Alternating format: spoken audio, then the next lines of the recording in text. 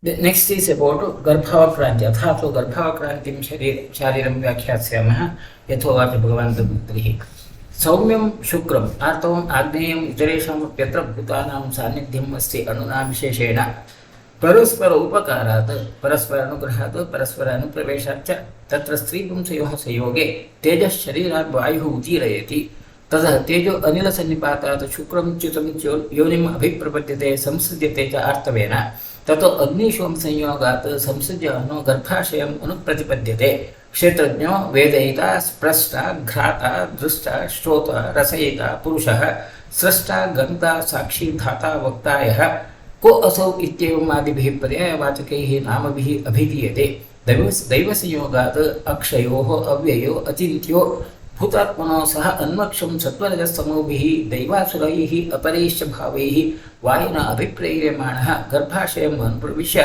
अवतिष्ठते तत्र शुक्रबाहुल्यात् पुमान् आर्तवबाहुल्यात् स्त्री साम्यादुभयोः नपुंसकम् इति. Now the course of fertilization, that the whole incidence of the fertilization is explained based upon the philosophical aspect of the same fertilization issue.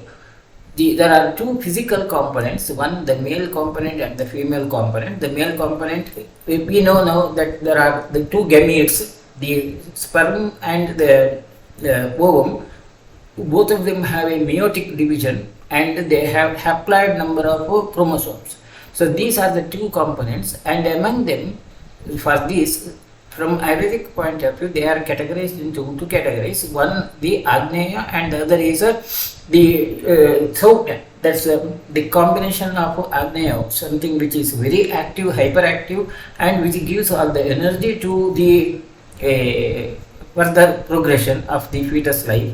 And the other is the physical component, which gives the structure, and that physical structure component is by the female partner, and the active component is by the male partner. Now, of course, we know about the genetic distribution from or genetic contribution from the male and the female. You have that different chromosomes X and Y, which determines sex also. Along with that, the components of the two DNAs, they tend to merge together and they produce the phenotype. The genotype is represented by the two different genes of the haploid number, and the phenotype is represented by the combination of the two. And that combination itself is categorized as the Agneya and the Saumya.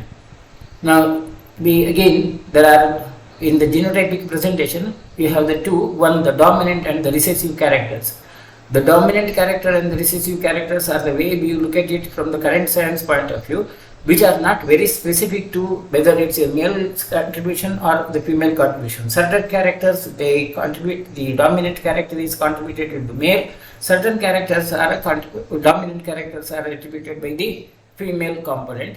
But from Ayurvedic point of view, the contribution is categorized in a different manner, not as the dominant and recessive. Instead, which gives the energy and which gives the structure. So that's the difference. So we need not compare these two. See, I am not comparing these two, but the way you look at it is almost similar. The way you look at it is by the two activities, and the two activities which you look at from Ayurvedic point of view is the energy and the structure. From the current point of view, it's about the dominant and the recessive underlying characters which you see. So these views are different, but there is a similarity. That's all the point which I would like to highlight. Now, there is another important issue which is unique from Ayurvedic point of view. That's how the life is generated. See, there is a new life formation which is totally independent. Now, from the current science point of view, this view is not at all discussed, or this view is not seen at all. We do not consider this as another separate entity, that entity of personality, how it is developed. For that, the current science almost is not able to make out exactly. All that what we say is there is a new life formation, a zygote is formed, and then the zygote divides and so on.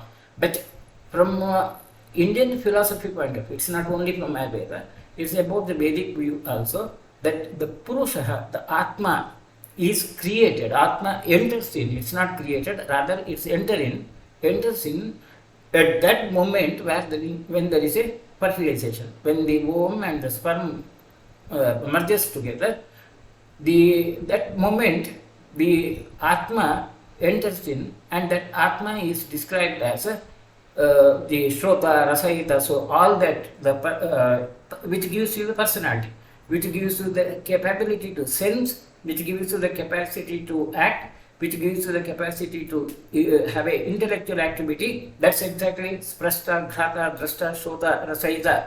That's how you the capability to receive the sensations and give you the capacity to act like Ganpa, Sakshi, Ghata, etc. And who is this? How it has to be seen?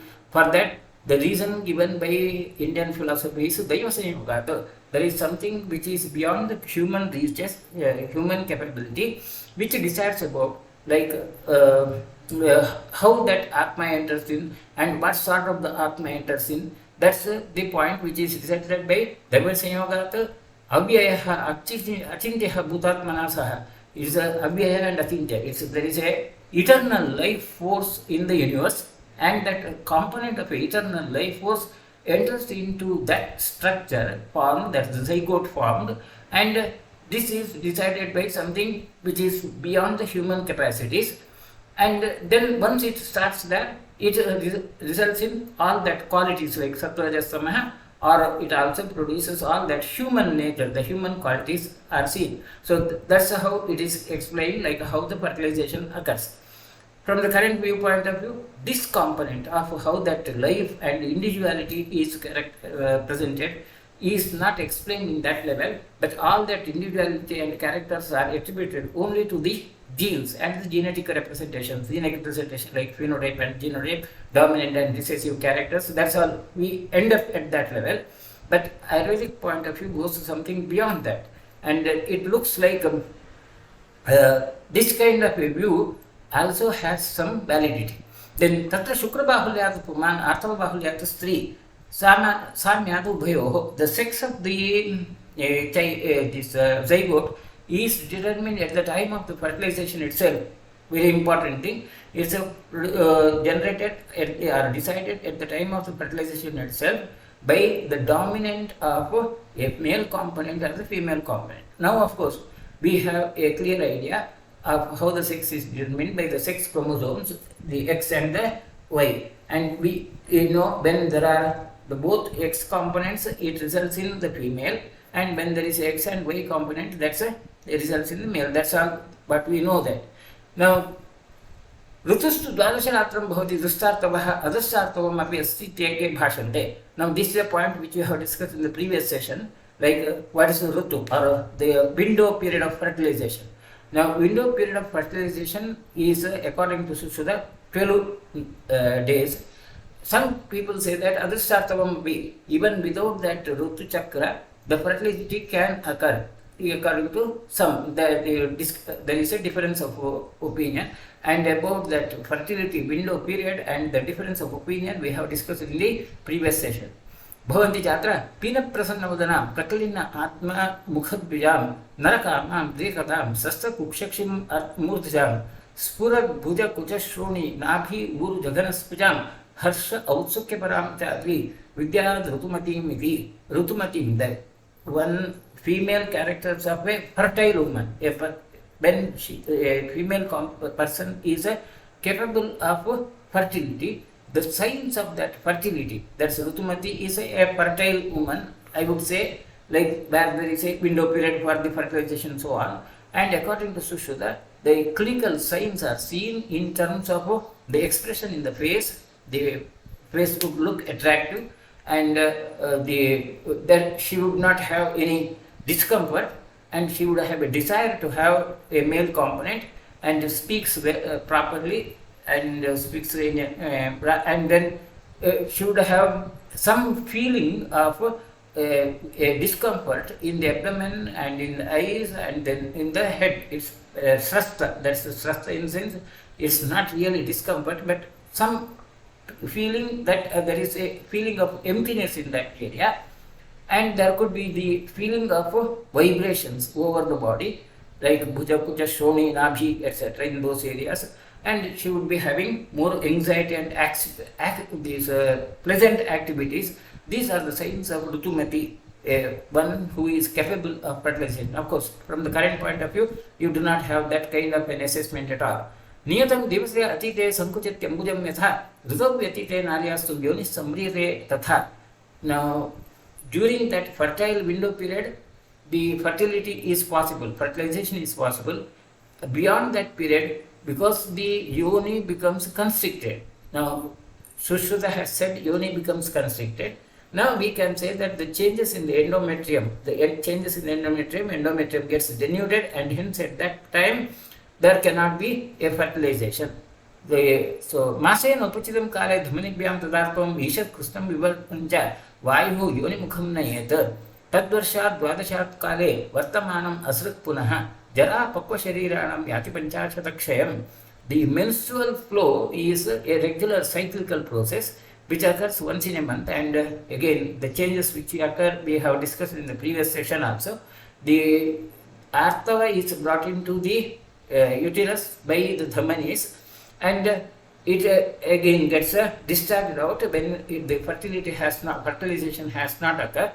And according to Sushruta, the period of menarche is 12 years. From 12 years onwards, the menarche starts, and Jarapakoshiram Yati Panchashatakshan, at the age of 50, that process stops. Now, of course, we know like exactly what are the changes which occur during the menstrual cycle. I think I do not have to explain all that.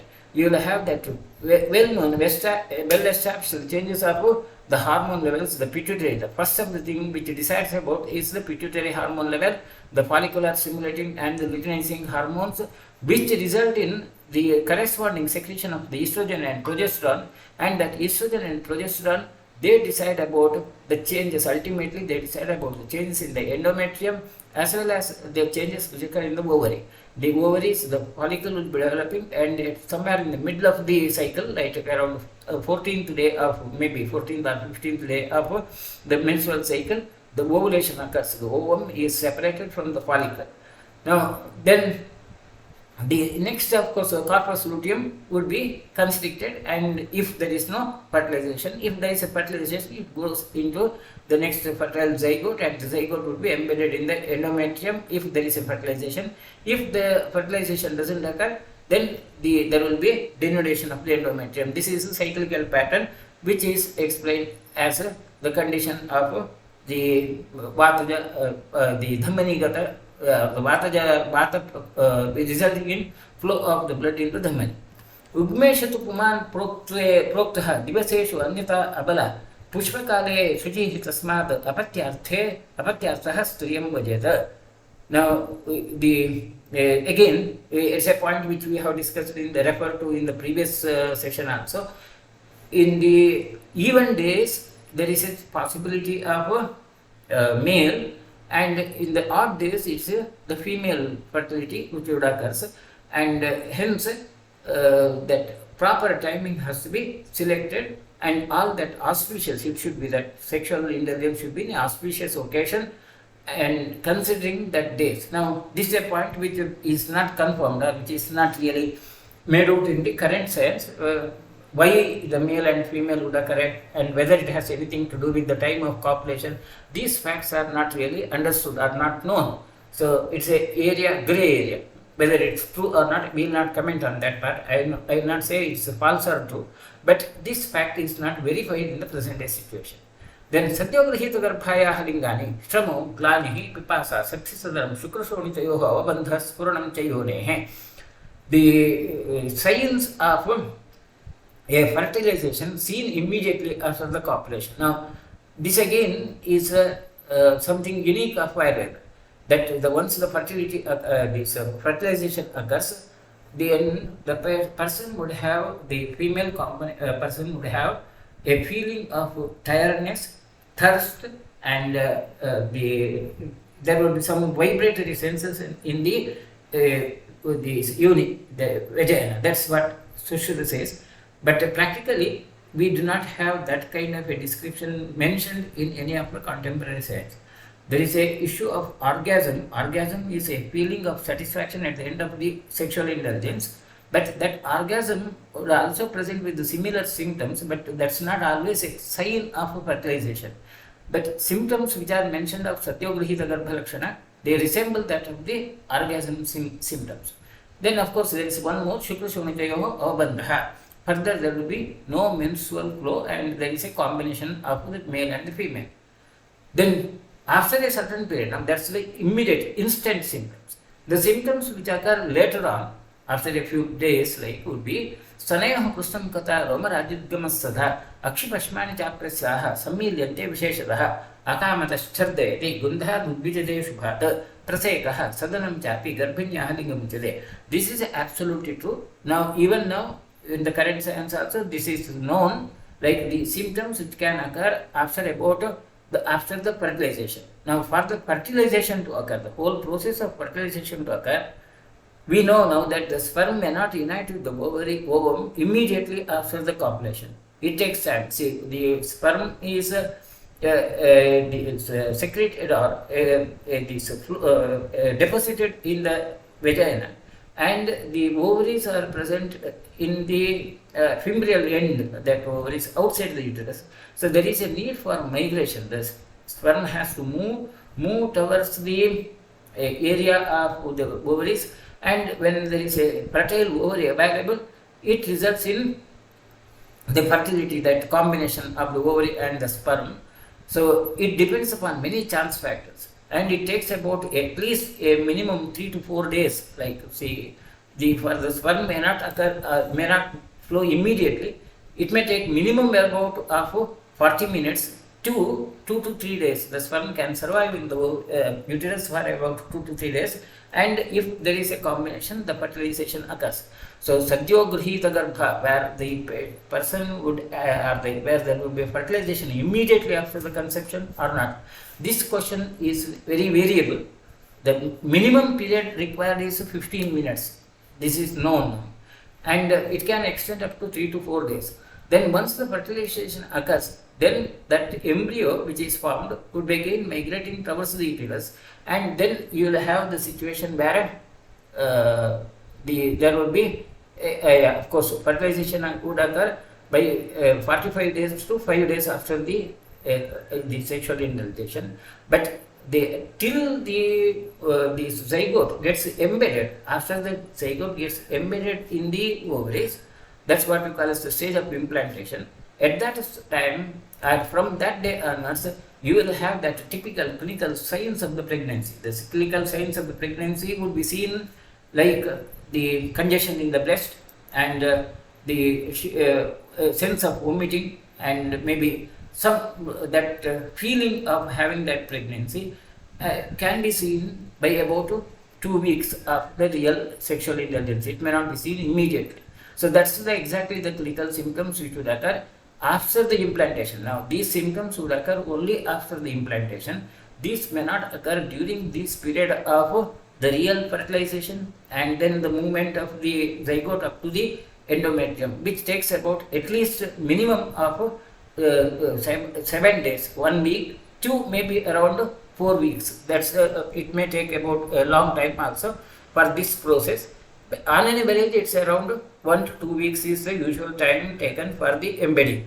And once only after the embedding, then the real hormonal changes which occur significantly, they produce those clinical symptoms of a sense of discomfort, sense of vomiting, or these sort of psychological changes which can produce emotional disturbances or emotional instability. That's how these symptoms are produced. That's the issue. Of course, and during that period, by the time the embryo gets embedded, it will always reach to the stage of blastocyst, where there will be at least minimum of 60 these divisions. Minimum of 60 divisions. The zygote initially will be haploid, and once there is formed like that haploid units like spike, the sperm and the ovum are haploid in number, zygote, this DNA, and once they unite, that would be a zygote would be diploid, where you will have the double DNAs, and it starts dividing. The division would start from day 1 itself, By day 2, usually there will be minimum 2 divisions, there will be 4 cells, and then that cells will be multiplied, and we will have a mass of cells by around day 4 or so, which is called as morula. And then there would be a space formed within, and that's what we call as a blastocyst, and where you will have some differentiation between a mass of cell and a space formed, and the point where it gets embedded, that's which also will be deciding that placental surface later on.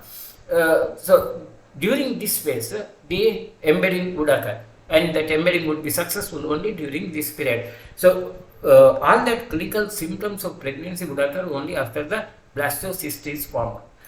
Anyway, that's about one issue. तदा प्रभृति व्यवायम व्यायाम अतितर्पणम अतिकर्षणम दिवास्वप्नम रात्रिजागरणम शोकम यानारोहणम भयम उत्कुटकासनम cheque एकांततः स्नेहादिक्रियां षोडशमोक्षणं च अकाले वेगविधारणं च न सेवेत दोषाभिघाते गर्भिण्याः यो भागः प्रपीड्यते सस्य भागः शिशोः तस्य गर्भस्थस्य प्रपीड्यते.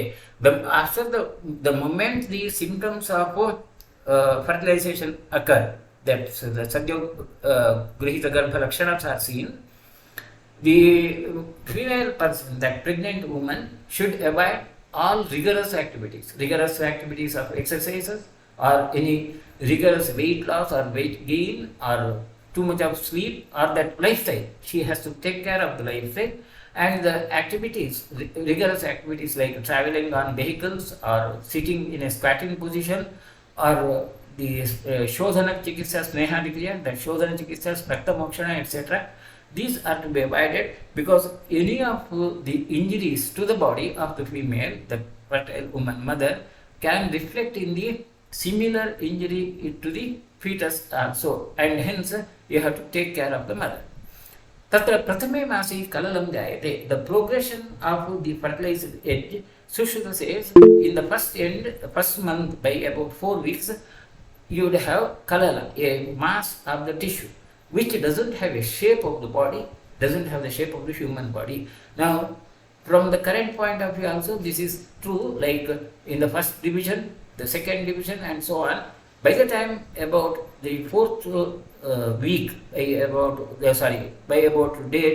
25th of the day, you will have a real blastocyst with a possibly size of around 14 millimeters, 4 millimeters size mass, and this would be having an embedding, and only at that stage, by only around 4th week, like 20 days or maybe maximum is around 16 days after the fertilization, fertilization can be confirmed by USG. So USG ultrasonography in the initial stages, that's by about the end of the 1 month, usually by the first 1 month USG, what you see is simply a embedded embryo with that hollow area, the blastocyst as such. You will not find any of the differences, otherwise that differentiation would not be seen.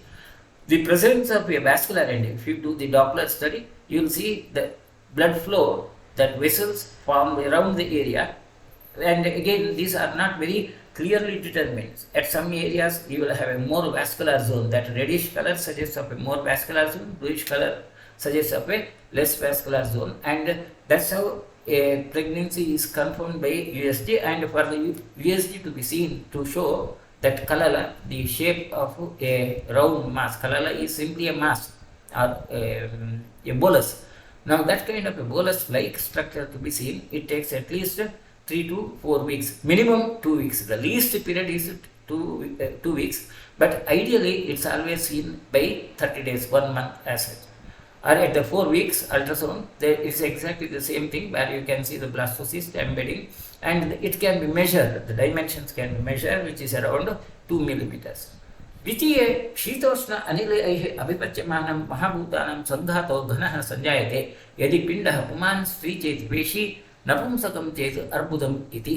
Now in the second month it becomes a ghana, a solid mass. Solid, meaning of ghana is solid, but not necessarily the structure is solid. And during that period, according to Sushruta, the shape would be deciding about the sex. If it is circular, then it will be suggestive of a male. If it is elongated, then it's a female, and if it's irregular shape, napumsaka.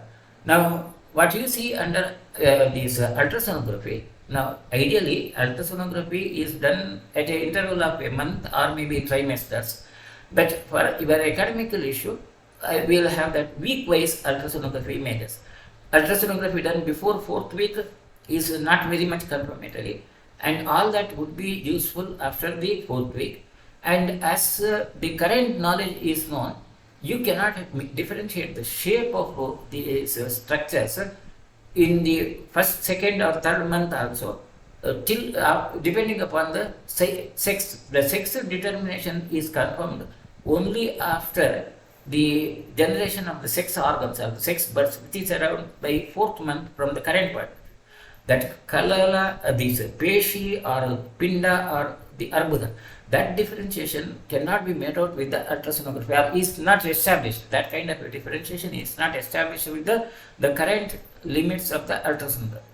Now, what we see is there is a standard weight gain. Now, there is another method, another issue. A weight of the fetus also can be assessed indirectly by assessing the placental blood flow. There are many techniques of weight gaining, but most popular is in the ultrasonography technique itself. As a derivative of the ultrasonography, it's not only the dimension, the size of weight also can be gained to a certain extent. The changes which occur would be 5th week, it's only by 1/18th to 1/16th of an inch, and the shape would be having the same structures, like that would be a membrane and a blastocyst would be seen. Some internal structures are being formed, and there is a cardiac activity. Some areas of pumping of the blood, that vascular concentration is seen by around 6th week, and by 7th week the size goes up to about 1/3 of an inch, and head portion, you can make out the portion of the head which is growing larger than the tail portion. The portion of the head becomes wider, portion of the tail area, that the lower portion is comparatively thinner. So a differentiation of the structure is seen by 7th week, and again it's not in the form of maybe the pinda or peshi, but you will see the same structures. By 8th week, you can really make out whether it's a head or not, and by 8th week, because you have the blood flow, a concentrated blood flow, cardiac activity, indirect assessment of the weight is possible, and by 8th week the size is supposed to be 0.6 inches, and length is weight is about 0.04 ounces in weight.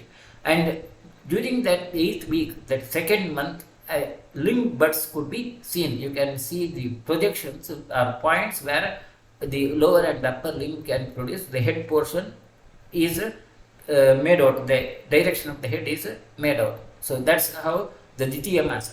Tritiya Masi, Hasapada Shirasam Panchapidakaha Nivartante and the Pratyanga Vibhagasya Shukshma Bhoti. Now, this is exactly what Sushil has said, and what you see now. With the ultrasonography, you will be seeing the limb bud, that Hastapada and the Shiras. The differentiation between the upper and the lower limb is done by 8th week. Sushil says it's in the 3rd month. Exactly the same. Virtually there is no difference. That Panchapindakaha, the buds of the limbs and the head are made out. So, and Nivartade Anga Pratyanga Vibhagasya Shukshma Bhoti. Gradually, the Anga Pratyanga Vibhaga, the differentiation of the structures can be seen later on. And by 9th week, the standard, now all of whatever we have shown you as the image is the standard pictures, or what we call as a reference pictures of the pregnancy. There would be slight variations, always there would be slight variations from these standards. And by about 9th week, the size would be almost 3/4 of an inch, and the weight could be 2 grams. In features like facial features, eyelids and ears can be seen, and they seem to be continuing to develop. Anga Pratyanga Vibhagaha Bhavati. That's exactly the same what you see in the current obstetric practice also. If you do a 3D ultrasound by 10th week, you can make out the limbs and the heads, even the structures of the limbs, head can be made out more accurately. In a routine ultrasonography, you can make out the surfaces characters somewhat vaguely, but gradually the weight increases, the size also increases, and the weight increases to 0.14 ounces by 9th week. By 11th week ultrasound, you can see the size becoming 1.61 inches and 0.25 ounces in weight, and chin and see that cleavage between the body and the head would be deeper, and hence you will see the neck structure being formed, that neck is being formed, and the facial features now are becoming more prominent. And by 12th week, that's the third month, at the end of third month, the size would be 2.13 inches grown and the weight would be 0.49 ounces. Fingernails and two nails are beginning to form. Genitalia is continuing to develop as well. That the genitalia can be seen, but it's not visible. It to become visible under ultrasonography, it should be fourth month, like 16 weeks. So in the first trimester, usually for in the obstetric practice, you will always have some guidelines, landmarks of the gestational age, assessment of the gestational age with the transvaginal ultrasonography, and this is usually done by the first trimester, not before that. Only maybe very to a certain extent, even it could be started with the fifth week of last menstrual cycle. Now, one of the important problem with the current obstetric practice is all that you cannot really make out when the real fertilization has occurred. You can make out the date of copulation, but real fertilization when it has occurred cannot be made out. So we all depend upon the last menstrual cycle as the benchmark, starting and calculating this, and hence there will be always some differences there. Now, one of the important criteria of assessing the growth of the fetus now in the first 2 months would be till the 8th week would be by assessing the size of the gestational sac. So by 5th week you will be seeing that gestational sac, that bag-like structure which is 25 mm in size, and then by 6th week of course another important parameter to suggest about the proper growth of the fetus and the proper development of the fetus is an assessment of the human gonadotropin hormone and transvaginal ultrasonography. Transvaginal ultrasonography is done for about 2 months. Beyond that, the transvaginal is not done. So by 8th week, the transvaginal ultrasonography would be usually stopped, and it's not done beyond that. Generally, of course, there are some specific cases it's the other way. So evaluation of the first trimester pregnancy will be by human chorionic gonadotropin, which is hormone level, which is a better criteria, and gradually that's increasing, and that shows whether the growth would occur properly or not.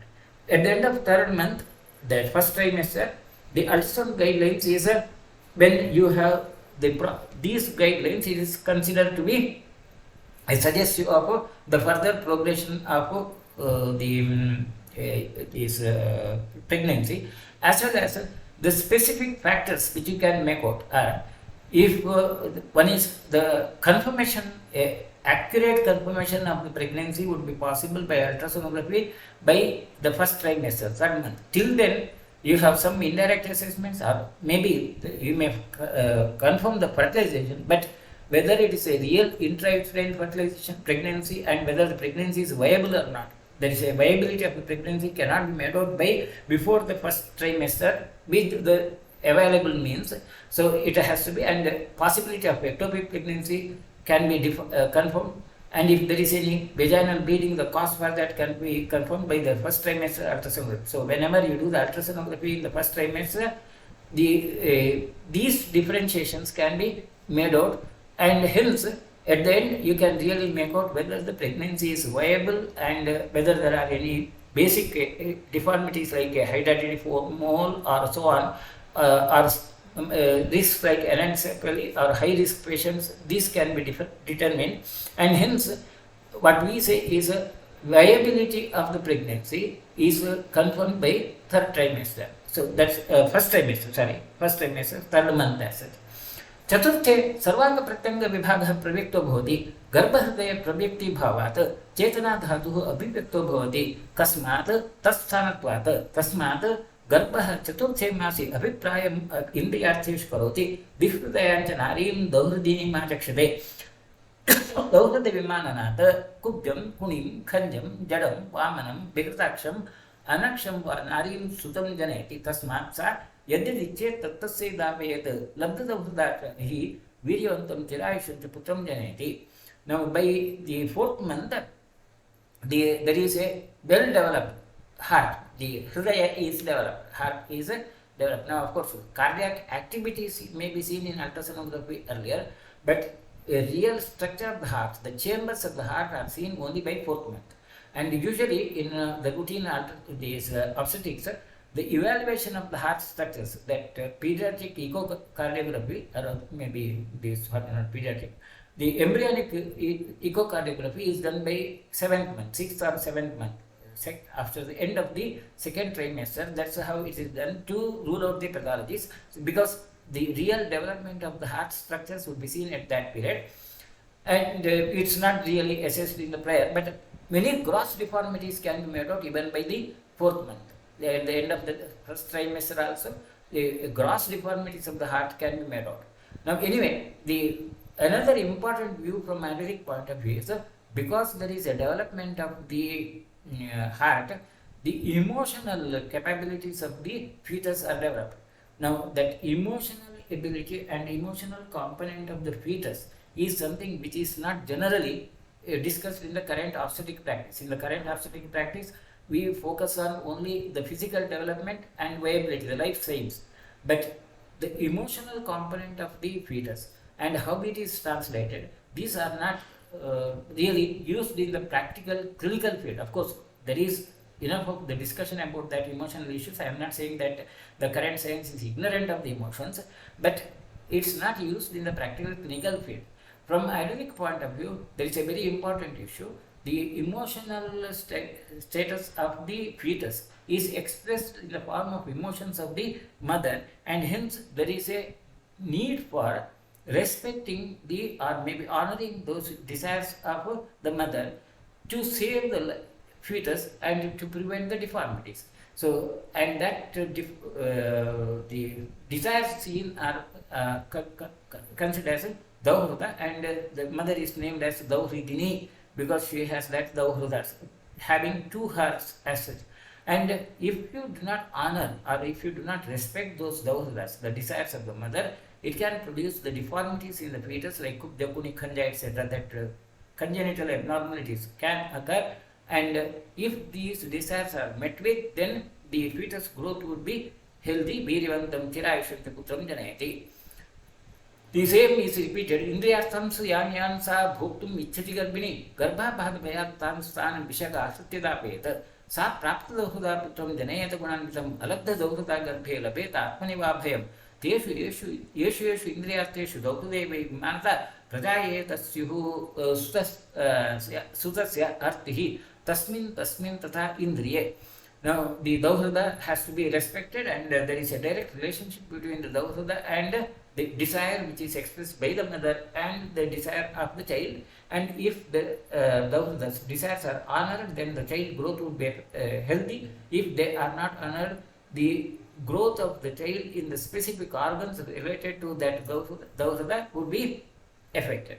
Now, there is something which is very unique of Ayurvedic theory, that depending upon the type of the Dauhrada, type of the desire of the mother, the personality of the child can be expressed, or personality of the child could be predicted. Now, this part is absolutely not known or not discussed in the current science point of view, but from Ayurvedic point of view, this is true, and the folklore also accepts this kind of a theory. Now, there is issue like Raja Sandarshanasyaha Dautadam Jayate Striyaha Arthavandam Mahabhagam Kumaram Sa Prasuyate. If a mother wishes to see the king of the area, then the child born would be rich, and the child would be having a very active life, and great personality is born. Dukula Pattakaushaya Bhushanadishu Dauhrada Alankarisham Putram Lalitam Sa Prasuyate. If the mother is desiring for different varieties of the cloth and maybe the cosmetic items, the child also would be having Alankara Eshana. The child also would have a desire to have that different sorts of the cosmetics and decorations. That kind of a personality who is desiring about this physical appearance is expected. Then Ashame Sanyatatmanam Dhramshilam Prasuyate Devata Pratimayam to Prasute Pasada Upamam. If the mother prefers to see an ashrama, a sannyasi, then the personality, the child's personality would be having very religious aspect and having a self-regulation. If the mother prefers to see Devata Pratima, that's the temples and so on, then Parshadopam, he will have something like a sannyasi. The child would be like a sannyasi, Parshada. Darshane Vyanajatinam Hinsa Sheelam Prasuyate. If the mother prefers to see wild animals, the child would be having a cruel habit or cruel personality. Godha Mamsashane Putram Sushupshum Dharanatmukam. If the mother prefers to eat the flesh of Godha, that's lizards, then the child would be sleepy. Sushupshum prefers to sleep. Gava Mamseti Balinam Sarva Kreshasam Tata. If the mother wants to have the flesh of the cow, then the child would be very strong and tolerant to the discomfort. Mahishe Daudat Shuram, Raktaksham Loma Sangitam. If the mother prefers to have the flesh of buffalo, then the child would be Shura, bold and Raktaksha, having reddish eye, and there will be hairy skin. Varaha Mamsat Suprashum. If the child mother prefers to have the flesh of Varaha, pig, then Shuram Sanjaneta, Swapnalum Shuram prefers the child would be preferring to sleep and but bold and as such. Then Margat Vikranta Jangharam, Sada Vanacharam Sudam, Srimarad Vignamanasam, Nityabhitam Taitirata, Ato Anukteshu Yanari, Samavidyati Daudam, Sharira Achara Shilaisa Samanandaneshati, depending upon the type of the desire, the personality can be predicted. Karmana Chausam Janto Bhavitavyam Punarbhavet, Tatha Daiva Yoga, Daudam Jane Sruti. Now, all that the personality, whether it's decided only by the Daudam or not, Sushu says no, it's not. It's decided, the personality is decided by the karma, that Purva Janma karma, and all that the whole theory of the karma is a different issue which we will not deal with now. We always believe that there is a burden of all that activities done in the previous birth as well as in the present birth, and that would be deciding about the personality of the child. But at the same time, the same personality would be reflected in the form of the. Now, as far as from the current point of view, the fourth month, this development would be seen. By 13th week, the size would be almost 3 inches and almost 1 ounce in weight. You can make out the structures of kidney and urinary tract and they are seen and they are functioning. Fingerprints also can be formed. Now, this is of course though cannot be assessed from the ultrasonography. They are formed as such, and we generally consider the fingerprints as the sign of personality. Now, see, even now, for your identity, one of the biomarkers are the fingerprints, and those biomarkers of the body are determined by about 13th week of the pregnancy, and then it can be carried throughout the life. The same would be continued throughout the life, and the tooth buds also are developing at that period. And 14th week, the size would be about 4 inches, 3.1 to 4 inches, and the weight would be around 1 ounce, and the liver and spleen also are seen and they would be functioning, they would be producing the blood cells. Then in the 15th week, the length would be 4.5 inches, and the skeletal system is grown and can be easily differentiated with the ultrasonography. In the 16th week ultrasound, the same length would be higher, more, and the lower limbs are now well developed. The first of the limbs would be, the lower limbs are developed first and the upper limbs are developed next. 2 nails are forming and your baby's eyes also are developed. Panchame manas pratipuddaram bhavati. Now, according to Sushruta, the manas, it's not only desires expression, its manas is the emotional component, where the person could be either sorry or maybe happy, so on. That kind of emotional changes can be seen in 5th month. But from the current point of view, again, this is not really made out that whether there is a psychological issue seen or not. But what we now consider in the parameters of following up of a pregnancy would be the 15-week ultrasound. Mainly the ultrasound is the main criteria of making out the progression of this pregnancy. There the height and the weight of the child can be made out, and bones are forming and they are more visible, better visible. We can differentiate them also. The fetal, then fetal movements also are seen as well as felt by the mother. And by 18th week, the facial features are now seen properly. Eyes now develop and they can detect light. That's what we say, but how to make that fetus to detect light is another question mark. But it can detect the light. So blinking of the eyes can be made out.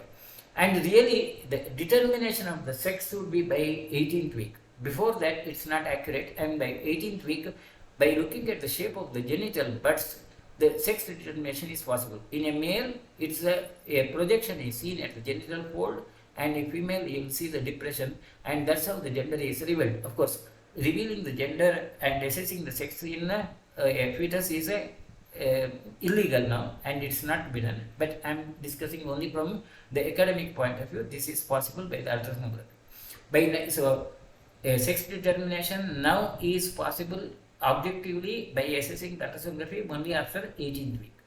Then from 19th week onwards, the growth again would be seen, and all that would be the physical features would be developed more better. Arms and legs are now well developed, and by 20th week, the hairs and nails also can be seen. If in a 3D ultrasonography image, hairs and nails are seen, and even in a female, this uterus also can be seen, and vaginal canal can be seen. From our Ayurvedic point of view, Shasthe Buddhi, in the 6th month, it's the Buddhi which is, Buddhi is a capacity to decide which is good and which is bad for you. It's not only the emotions, capacity to decide that. And according to Ayurveda, that capacity is developed in a child by 6th month of intrauterine life. Whether this is, this again cannot be objectively assessed now from the present point of view. So from the present point of view, that kind of an assessment is not possible. But from the present point of view, all that we know is about the ultrasonographic parameters. Ultrasonographic parameters are by 21st week, if the child bone marrow is beginning to produce red blood cells, and it can be seen the baby moving with some meaningful activity. That's why the buddhi is considered. And by 23rd week, baby would be adding fat tissue and gaining weight, and rapid eye movements also are seen. By 24th week, you can see the real these structures of the baby, and baby is capable of reacting to the noise with a blink and maybe startle response. And now with the advanced ultrasonography, 3D ultrasonography, a smiling and weeping expressions also can be recorded. That's how it can be seen. So buddhi is developed, and that's confirmed by the 3D ultrasonography, where you can make out the child either laughing or maybe weeping as such. Saptame Savanga Pratyanga Vibhaga Pravyaktataraha. By 7th month, all that organs will be full-fledged and the development will be very rapid. The criteria which we now follow would be the same, where by 25th week, the hearing capacity will be developed, and it's enough to hear the mother's voice, and hairs are growing. And by 26th week, eyelashes are forming and hairs continue to grow. By 27th week, the length comes to around 15 inches, and weight is around 2 pounds as such. Then by 28th week, that's the length would be 10 inches. And ground length would be total length of about length is around 9.23 inches, and in the 28th week it's around 10 inches. And total length of crown to would be, that's from the head to the toes, would be around 15 plus inches. And that's how it is seen by 28th week, 7th month. Then Ashtame Astiri Bhavati Vojaha Tata Jataschet Na Jivet Nirodhatu Nirodhatu Annihi Rutabhagatvaja Tato Balim Mamsadaram Asmetapet. Now this is another unique concept of Ayurveda. In the 8th month, there will be exchange of the vojas from the mother's body to the child's body, and hence at that time, if there is a delivery, if the child is fetus gets delivered, then the child may not survive. There is a possibility of Jivet Nirodha. The child may not survive with all the capabilities. and hence the mother has to be given mamsodhanam masmi, all that more nourishing food has to be given. Now, whether there is a ojas being exchanged or not is not true, but a viable or survivable fetus developing. You have a different criteria now. I'll come to that part now. Whether a child can survive, fetus can survive or not, the criteria is something different. Where all that summary of the fetal growth, that signs of the growth, whatever the landmarks which you have considered, they are considered to be assessed, and you have to decide. Now, the growth occurring in the 8th month would be the same. The length would be gradually increasing, and the finer structures of the bone also are same. By 32 week, at the end of the 8th month, the finer structures like a foot and the toes also can be made out with the ultrasonography. Then Navama Dashame Ekadasha Dwadashanam Anyasamasmin Jayate Ato Nyatha Vikari Bhavati. The child, the delivery has to occur by 9th, 10th or 11th month. Within that period, it's considered as a period of labor. And if it doesn't occur, it becomes a Vikari. Now, the development which we see, there would be that full developed placenta is in by 33 weeks, and the flow of the placenta can be made out, and the growth would be like all that further structures can be made out, and by 37th week, the placental blood flow can be easily made out. It can be quantified also.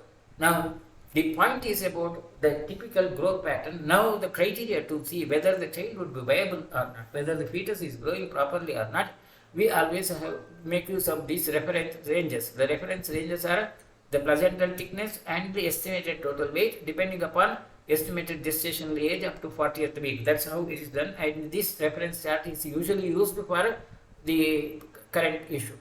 Now, viable issue and non-viable. Now, we use the gestational or terms of pregnancy, and these terms of pregnancy now are established like early term, full term, late term, post term terms are used, and these are used based upon the guidelines suggested by American College of Obstetricians in 2013. Earlier, there were a different sort of nomenclature. Now, the early term is defined as 37 weeks and of gestation. Full term is 39 weeks, late term is 41 weeks, and post term is at least 42 weeks beyond that. This survival period in general, if otherwise the growth are normal, by the period second trimester till the second survival period, the survival chances are lesser. Till the second trimester, survival periods are lesser. And now, if there are no other factors which affect that, there is a 50% survival chance of a fetus if there is a delivery by about the 5th or 6th month, by the weeks like 18th to 24th week, and beyond 24th week, from the all that technologies which we have, all the facilities which we have of resuscitation and so on, the birth is considered to be viable birth if you have the facility and if there are no other defects of the growth. So, if in a normally growing child, fetus, if there is a preterm delivery, and the preterm delivery which occurs at the 3rd month, now in such conditions it can be survived. So, that ojas and 8-month survival issue of Sushruta may not be confirmed with the current technologies and current facilities. That's all the point. Then the placenta, the description of the placenta is Matust Khalu Rasabahayam Nadyam Garbhanadi Pratibadha Sa Asya Matu Ahara Rasa Viryam Abhivati Tena Upasnehena Asya Abhivrudhi Bhoti Asanjata Anga Pratyanga Vibhagam Anishekata Prabhuti Sarva Sharira Avayavansarvinam Rasabahanam Tiragatanam Dhamaninam Upasneho Jivayati. A exchange of the nourishment from the mother to the child occurs through the garbhanadi, the vessels of the placenta and the umbilical. Now that fetal circulation from the umbilicus is now well described, well established. Of course, that's not a point which I am going to discuss now, but Sushruta has described the same in simple words. Garbhasikal sambhavata purvam shiras sambhavati ityaha shonakaha shiromalatvat shiromoolatvat pradhanendriyanam हृदयम् इति कृतवीर्यः बुद्धे मनसश्च स्थानत्वात् नाभिरिति पाराशर्यः ततो हि वर्धते देहो देहिनः पाणिपादम् इति मार्कण्डेयः तन्मूलत्वात् चेष्टायाः गर्भस्य मध्यशरीरमिति सुभूतिगौतमः तन्निबद्धतात् सर्वगात्रसम्भवः तत्तु न सम्यक्. Now, there was a difference of opinion about which part of the fetus is developed first and which develops next, and there was difference of opinion at that period. But Sushruta says Tattva that kind of a difference of opinion is not correct. Instead, the correct opinion is Sarvani Anga Pratyangani Yugapat Sambhavanti Ityaha Dhanvantarihi Garbhasya Sukshmatvat Nopalabhyante Vamsham Garbhasya Chuta Palacha तद्यथा चूतफले परिपक्वे केशरमांसस्य मज्जानः पृथक् पृथक् दृश्यन्ते कालप्रकर्षात् तान्येव तरुणे नोपलभ्यन्ते सूक्ष्मत्वात् तेषां सूक्ष्माणां केशरादीनां कालः प्रव्यक्ततां करोति एतेनैव वंशां करोपि व्याख्यातः. एवं गर्भस्य तारुण्ये सर्वेषु अङ्गप्रत्यङ्गेषु सत्स्वपि सौक्ष्म्यात् अनुपलब्धिः तान्येव कालप्रकर्षात् प्रव्यक्तानि भवन्ति. Very mature description, like every organ of the body would be produced will be represented in the newborn the moment there is a fertilization, but later on it develops, it gets differentiated, the organs get differentiated due to the time factor. And Sushruta gives an example of a tender bamboo or any other fruits or seeds, like where initially you may not see the different components, later on as it develops it can be seen. Now of course from the current point of view also that's absolutely true, and the only what we see is the growth pattern, like the different organs can be seen. Now having seen is something different, and having the capability is something different. Having the capability is at the time of the fertilization itself, but as far as the current visibility with the technology, what we can see is and what you can make out would be same which we have discussed, like by 12th week the sex organs will be differentiated, 16th week fingers and so on. So that's how it is seen. तत्र गर्भस्य पितृज मातृज रसज आत्मज सत्वज सात्मजानि शरीरलक्षणानि व्याख्यास्यामः. गर्भस्य केश श्मश्रु लोम अस्थि नख दंत शिरा स्नायु धमनी रेत प्रभृतीनि स्थिराणि पितृजानि मांसयोनित मेदो मज्जा सन्नाभि यकृत प्रीह अंतर्बुध प्रभृतीनि मृदूनि मातृजानि शरीर उपजयः बलं वर्णः स्थितिः हानिश्च रसजानि इंद्रियाणि ज्ञानं विज्ञानं वायुः सुखदुःखादिकं च आत्मजानि सत्वजानि उत्तरत्र वक्ष्यामः वीर्यम् आरोग्यं बलवर्म मेधा च सात्म्यजानि. Now what are the components which add to the different structures of the body? There is a unique view from anaemic point of view. All the hard tissues are produced from the pitraja, from the paternal component, and soft structure from the maternal component, and the psychological capabilities are by the Atmaja, Atma as such, that's something which is carried from the previous birth, and Rasaja, that food nourishment gives that build of the body, and Sthiti Hanishta, survival, and Sattvajani, the real Sattva would be producing the later effects which can be seen. Now, तत्र यस्याः दक्षिणस्थाने प्राक् पयोदर्शनं भवति दक्षिणकुक्षि महत्त्वं च पूर्वं दक्षिणं शक्ति उत्कर्षति बाहुल्यात् च पुन्नामधेयेषु द्रव्येषु दौर्बल्यम् अभिज्ञाय इति स्वप्नेषु च उपलभते पद्म उत्पल कुमुद आम्रातकादीनि पुन्नामन्येव प्रसन्नं मुखवर्णा च भवति तां ब्रूयात् पुत्रमिं जनयिष्यति इति. तद्विपर्यये कन्या यस्याः पार्श्वद्वयम् अवनतं पुरस्तात् निर्गतम् उदरं प्राग् अभियतं च लक्षणं तस्याः नपुंसकम् इति विद्यात् यस्याः मध्ये निम्नं द्रोणीभूतम् उदरं सा युग्मं प्रसूयते इति. Now the sex of the body, a fetus, can be predicted by certain of the signs in the mother, like the formation of the milk. If the milk is formed in the right breast first, then that's suggestive of a male, and the other way it's a female. And if the mother has having more that vibratory feeling on the right side, then it's the right this male child, and so on. Now this kind of a concept is existing in the folklore practice. Lot of issues are there. Whether they are really validated or not, that's the question. Of course, they are not validated in the present criteria. So we will not say whether it's true or not, but all that I would say is they are not validated. Now देवता ब्राह्मणपराः शौचाचारहितेरताः महागुणान् प्रसूयन्ते विपरीतास्तनिर्गुणान् अङ्गप्रत्यङ्गनिवृत्तिः स्वभावदेव जायते अङ्गप्रत्यङ्गनिवृत्तो यो भवति गुणागुणाः ते ते गर्भस्य विज्ञेयः धर्मा धर्मनिमित्तजाः. Now ultimately what would be the personality of the child and whether there would be successful fertilization or not is decided by the dharma adharma. Again, something which is subtle, which is not really made out in the current objective assessment. So whether depending upon something which is unseen and something which is depending upon your activities, your personalities, that the life of the future generation is determined. With this, we'll end this chapter. Sharirasthane Garbhavakranti Shariram Nama Tritiyodhyaya. If there are any questions, I'll try to answer, then wind up. Right.